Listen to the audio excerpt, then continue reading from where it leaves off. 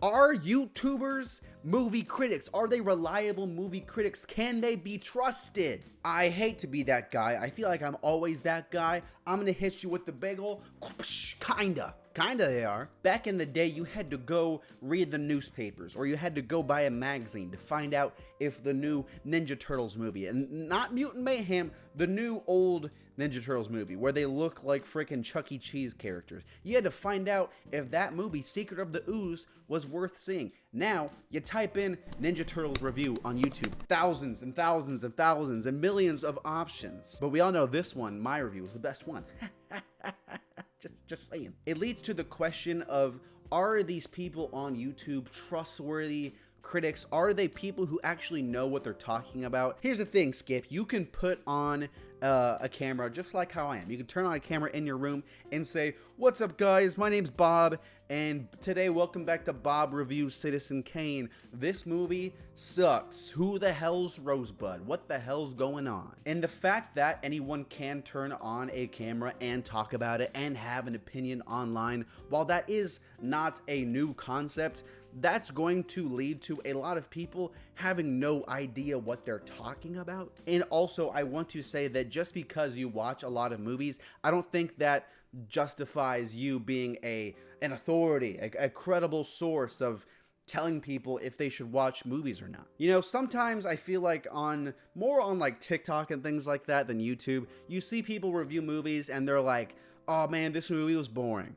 or this movie's not it, or this movie, something like that. Very vague criticisms, and I think that while that might be fine for a certain audience, I think there are a lot of people who just follow the trends and say, like, they just regurgitate what the Rotten Tomatoes score is or what another person said, blah blah blah, yada yada yada, Blue Beetle's mid. I think there are some movie reviewers who know a lot of what they're talking about, and when they have criticisms, they actually say like the real criticisms. They talk about things that the average person might not think about, and I think that's what good reviewers should do. They should not only make people realize things that they might have been thinking but they didn't know how to say it, things that, okay, you're right, that wasn't that good, or, oh, I didn't think about it like that, that's really sick. I think a good example of this is someone like Chris Stuckman.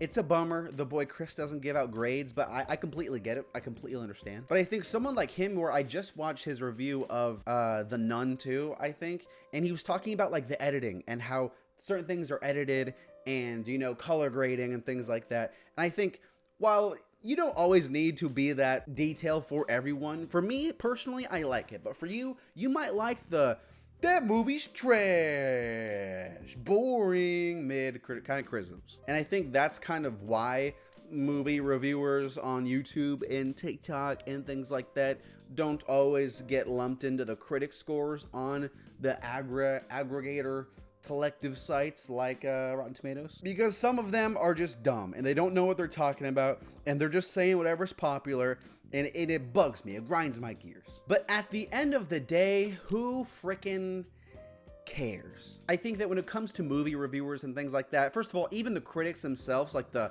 official critics who are writing in the big magazines and stuff like that, the IGNs, things like that, those people sometimes are goofballs. But I think what's important when it comes to movie critics and things like that is to understand it's not a one size fits all kind of situation. Who I think is going to be best for a movie reviewer is not going to always be who you think is best, or your mom, or your papi. And also, I'm not even the biggest like fan of reviews in general. I think if a movie piques your interest, you should go see it. I know movies are expensive, but you know, there's a lot of different passes and things like that. If you're really into movies, then I say just go see stuff that piques your interest if you can afford it. If not, then that makes sense. That makes sense why there are reviewers, to know what's worth your time. I feel like I'm rambling at this point, so I'm gonna stop talking because I'm a YouTuber.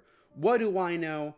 The only thing I know is that if you want the best reviews in the game, the only good ones, the only ones worth watching, the only ones that's never wrong, check out my other channel. All the best reviews are over there. I am a guy, you are a human, and we all love potato chips. Daily uploads is making me insane. Please subscribe. I have to hit 1,000 subscribers, please.